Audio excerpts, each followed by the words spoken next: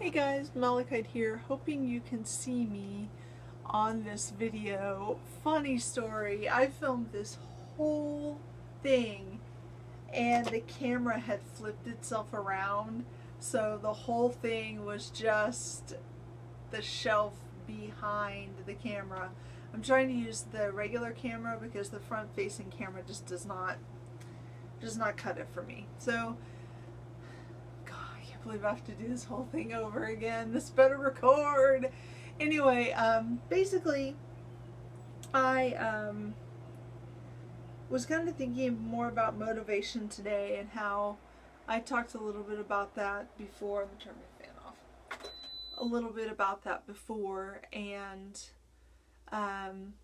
in a couple prior videos, and how I knew eventually how in the video I came to the conclusion that no one can really get you motivated. You have to, I mean, there's motivational speakers and things like that, and I've been through those things because I worked for corporations when I worked, and they bring them in and they talk to you and you're like, yeah, and then the next day you're like, ah.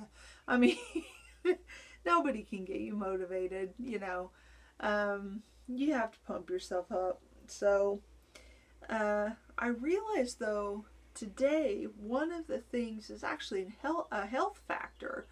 Vitamin B. It didn't even dawn on me.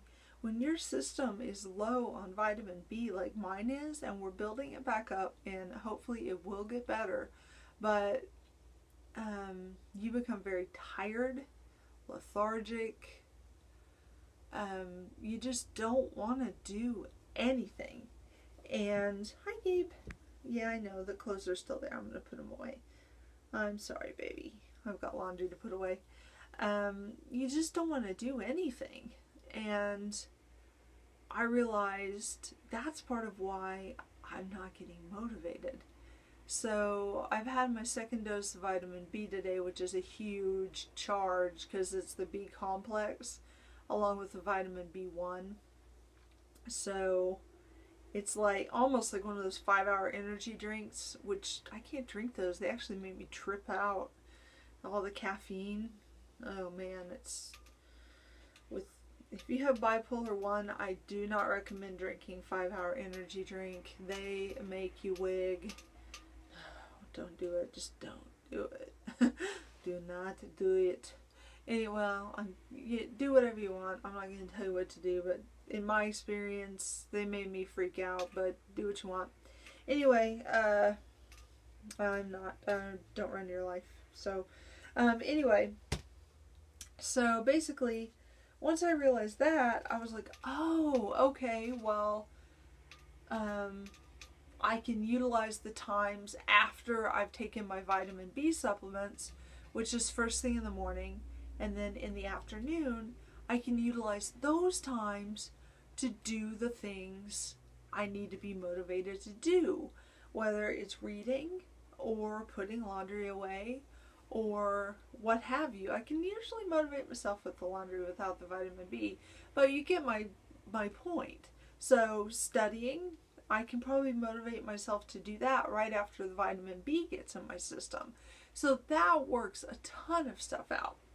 The other thing I thought of is, as anyone who's watched my videos by now knows, I love to talk, which is weird because I'm actually very introverted. But I like to talk about the things I love. And I love paganism, and I love talking about different belief systems and different deities and all this kind of stuff. And I don't really have an outlet here in my hometown with which to do that. The outlets that I did have really, well, the store that I went to that was kind of metaphysical, unfortunately it closed. Guys, support small businesses if you can, please. It was heartbreaking when that store closed because the person that ran it I consider them a friend, and it was like her lifelong dream, and it closed. And they had the most amazing things. Some of it was kind of overpriced, but this bracelet I got there on my first trip there. It's bone. It's like a mala. It's for protection. It's falling apart. I'm gonna have to get it restrung because it's on elastic. Anyway, I digress. But that was one place to go that if you wanted to talk, like if you wanted to say, wow, I had this really crazy thing happen, you could do that and you wouldn't be looked down upon. I'm still friends with some of the people that work there. It's really hard for me to get together with people. And that's complicated. But I definitely do know people from there that I do consider friends, and I will always consider friends, and I know they feel the same way, so that's pretty cool. Anyway, what was I saying? So I thought, well, since I like to talk, and I'd already thought of the idea of just reading a book while I'm doing the studying, not just reading a fiction book, but reading a pagan book, just reading it, not taking notes, nothing, just reading it. Why don't I do a book review when I'm done with it? And then this book popped out at me like, whoa, which is The Witch's Shield by Christopher Pinczak. I always say his name wrong. And it's got an audio CD in it of protection meditations, which I didn't know till just now. This book was gifted to me by my best friend because I am... People are going to ask me how I know this. I just know because I've known since I was really little. I'm sensitive and I have some empathic abilities, and you can question that if you want. I don't care. I know I do. I'm not a special snowflake. They're just there. I can't get rid of it. Sometimes I want to, because I would prefer to go to Walmart and not be next to negative family B and be sucking in their energy even if they're not talking, and then 15 minutes later hear their argument 3 aisles over and go, yeah, I already knew that. So she's like, just read this. She came just purposefully walking in my room and handed me this book. So I'm going to read it. And then you'll get a review of it. And basically, my reviews will be coming from a newbie pagan, newbie witch standpoint. So I think that might be helpful. I hope. So I thought, well, I'll grab a couple books for today just to look at. And so we'll look at them really quick. These are not books that I've read all the way through. I suppose you could. They're just reference books that I think are pretty cool. The first one is one of the first witchy books. I think the first witchy book ever. No, one of the first witchy books that I ever bought. It was on a bargain table. It's by Raymond Buckland. It's The Witch Book, the Encyclopedia of Witchcraft, Wicca, and Neo-Paganism. And I kind of like this book. I mean, if you like, it's got everything in it. It's got Practical Magic, the movie. I mean, mugwort, Italian witchcraft. Here are Monique Wilson and Gerald Gardner. Some of these people, I don't know who they are. But, if I want to learn something, literally, I could open the page and find out who Selena Fox is. That's important. So, you know what I mean? This is a good book, I think, for newbies to start. Is the information completely accurate? I wouldn't go solely by this book, but you could look up the person and get an idea, and then if it's someone you're interested in, or if it's a subject you're interested in, then you could look into it further. The other book I have here is The Women's Encyclopedia of Myths and Secrets. This book is awesome!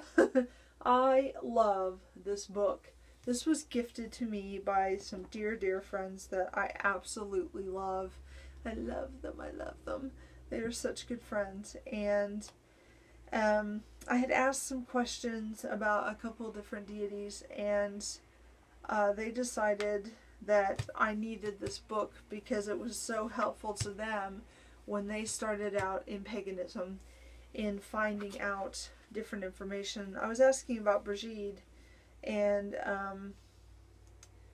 so, I mean, if you go to Brigitte, Saint Brigitte, you've got about a page and a half on her. So it's not overwhelming information, but it's enough to look at it and go, well, that's a little bit of information. I need to know more, you know. Everything's in here. I mean, everything. And what I think is cool, let me see if I can find one, is, of course I can't find one now. There are pictures of different goddess statues as well, and there are a lot of goddesses. I think every goddess ever maybe listed in here. Let's see who this is. This is, I don't want to get her name wrong. Karamama. She ruled in Egypt with her husband Tekolot II in the 22nd dynasty. She is made from bronze. I mean, how cool is that? I love this kind of stuff anyway. And then there at the bottom, you have Lupa the she-wolf, and Etruscan bronze nurses the Renaissance Romulus and Remus. The three represent the founding and nurture of Rome, and Capitoline of Rome. Oh, the way they have that written, I can't even tell what they're trying to say. But it's Romulus and Remus. Is that not? I think that's really beautiful. I like old architecture. So that's all through this book too. Like here, there's a painting of the goddess Hathor. So anyway, there's everything in this book. This book is a must-have. They got it for a great deal on Amazon, so you probably can too. This looks like a library copy, probably. I recommend that book for anyone. Not even just newbies. I recommend that book for anyone. So, that's my book review for today. And the next book review, it may take me a month because I'm a slow reader. I didn't used to be, but I take medication now and I am slow. So that book's pretty thin, but I'll read through it and let you know what I think. And I don't have a CD player. Wait, no, yeah, I do. The Xbox 3, not Xbox, the PlayStation 3. I can use that. That's my roommate's. So, I'll give that CD listen to as well. See what I think. So, I hope you enjoyed this. And I'm really excited to do this because it's going to really, really help me start reading these things. And I'm just excited to share with you guys what I've read, and then to hear back what you think and hear what you have to say, and to teach me from what I've learned in the book. I'm excited about that. So anyway, until then, blessed be, guys. Bye. See if I can turn this off. Where's the button?